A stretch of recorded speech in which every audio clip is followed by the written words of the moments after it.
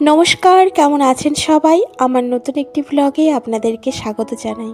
সকাল সকাল চায়ের কাপ থেকে আপনাদের সাথে আড্ডা শুরু করলাম। আশা করছি আপনাদের পুরো ব্লগটি অনেক ভালো লাগবে। তবে আজকে খুব একটা সকাল থেকে শুরু করিনি, এখন বাজে 10টার মতো। আর 10টার সময় আমি এই যে চা বানিয়ে নিলাম।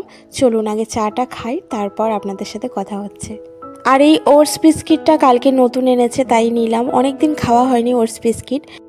গোলুর অনেকটা সর্দি কাশ লেগেছে, তো ঘুম থেকে একটু দেরি করে উঠলো। আমার হাজব্যান্ড বললো যে ওকে অফিস যাওয়ার আগে একটুখানি ওষুধ আনতে নিয়ে যাবে। তো দেখি আসুক, বাজারের দিকে গেছে। তো বাজার থেকে কী আনে না আনে তারপর আপনাদের সাথে শেয়ার করব। তো চলুন চাটা খাওয়া যাক আরাম মতো করে বসে। আর আজকের বাইরের যে ওয়েদার বন্ধু, কি বলবো, এত ড্রাই ওয়েদার আর এত ঝড়ের মতো হাওয়া বইছে, মানে চারিদিকটাতে হাওয়া আর হাওয়া। দরজা কপাট সব কিছু যেন ধরাস করছে, তাই সব বন্ধ করে দিয়েছি।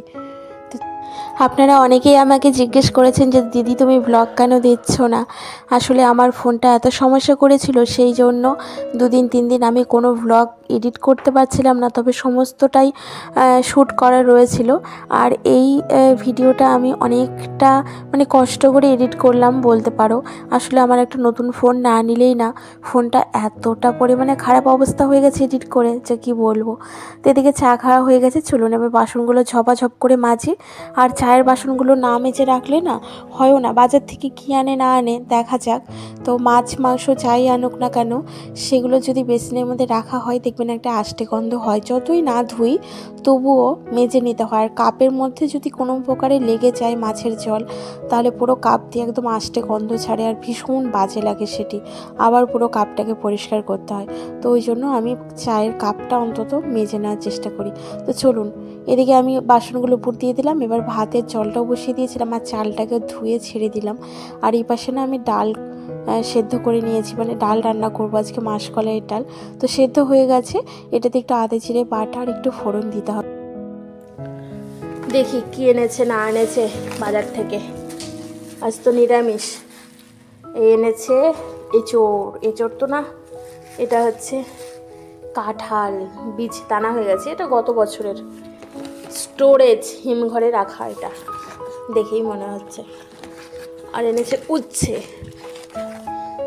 এবছরে এখনও নিম পাতা খাইনি বন্ধু, বাজারে পাওয়া যাচ্ছে কিনা তাও জানি না। তো ভাবছি একটু উচ্ছে ভাজা করি, আজ আর ডাঁটা করবো না। সজনে ডাঁটা এনেছে। আর এখানে এনেছে পটল। চলো কাটাকুটি করি।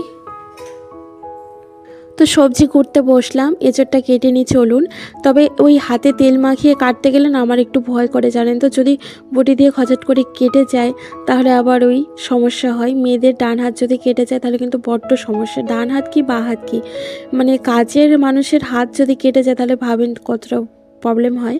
তবে বাজার থেকে অন্যদিন কেটেই নিয়ে আসে জানেন। আজকে এত ভিড় ছিল যে লাইনে থাকতে হতো, 3-4 জনের কাটার পর তারপর কেটে দিত। তো আমার হাজব্যান্ডের যেহেতু অফিস যাওয়ার দেরি হয়ে যাবে, ওই জন্য তাড়াতাড়ি করে নিয়ে চলে এসেছে বাজারটা। আর আজকে নিজেই কেটে নিই। আর বাবুকে নিয়ে আবার বললাম যে একটু ডাক্তারের কাছেও যাবে।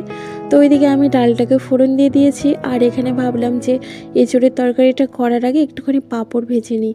ভালো লাগে দেখবেন মাঝে মাঝে একটু পাঁপড় ভাজা খেতেও। আর এই পাঁপড়টা না অনেক টেস্টি খেতে জানেন।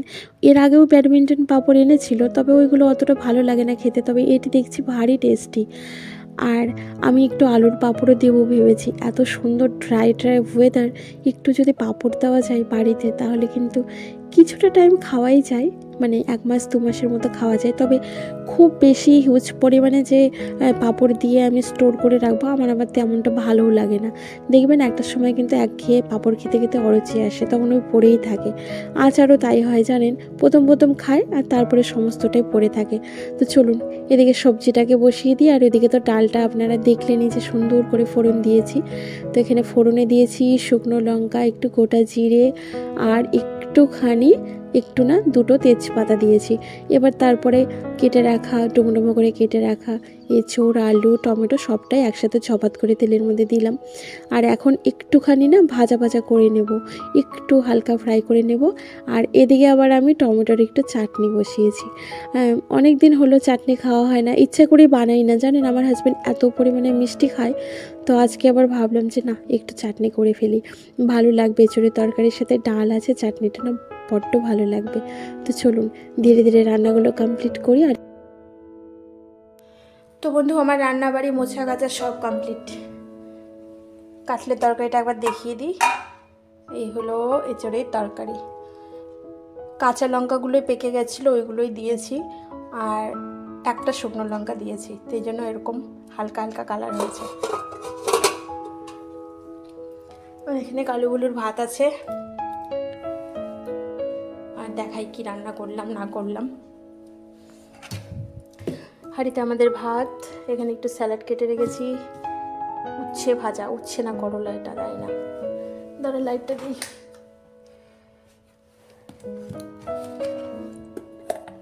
এখানে একটু চাটনি, এখানে পাঁপড় ভাজা, আর এই হলো মাসকলাইয়ের ডাল।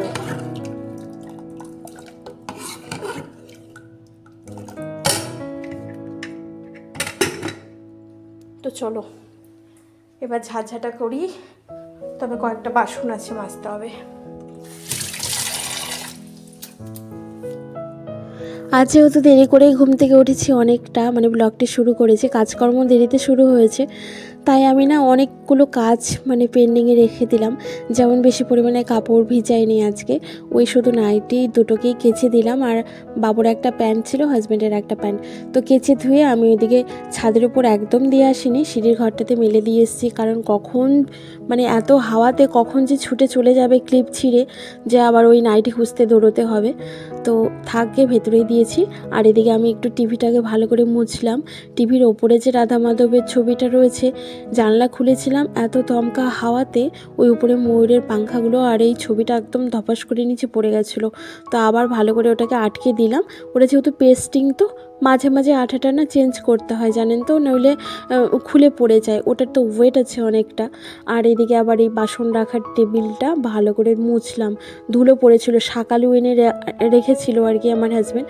তো শাকালুর মধ্যে থেকে যে মাটি ধুলো সব কিছু একদম পড়ে একদম কি বিচ্ছিরি একটা ব্যাপার হয়েছিল, তো মুছে দিলাম। তো এবার স্নান করব, আর তেমন কোনো কাজ নেই। তার আগে চলুন এই যে বাবুর আর হাজব্যান্ডের জুতোগুলো পরে বাইরে এনে রেখেছি। এটা আমার নিত্যদিনের দুবেলাকার কাজ জানেন, এই যে জুতোগুলো এনে এখানে রেখে দেবে আর সেগুলোকে আবার মুছে ধুয়ে রাখবো। তবে চলুন আজকে আসি। আপনারা সবাই ভালো থাকবেন, সুস্থ থাকবেন। ভিডিওটি ভালো লাগলে একটি লাইক দেবেন আর আমার পাশে থাকবেন, সাপোর্ট করবেন। Bye bye.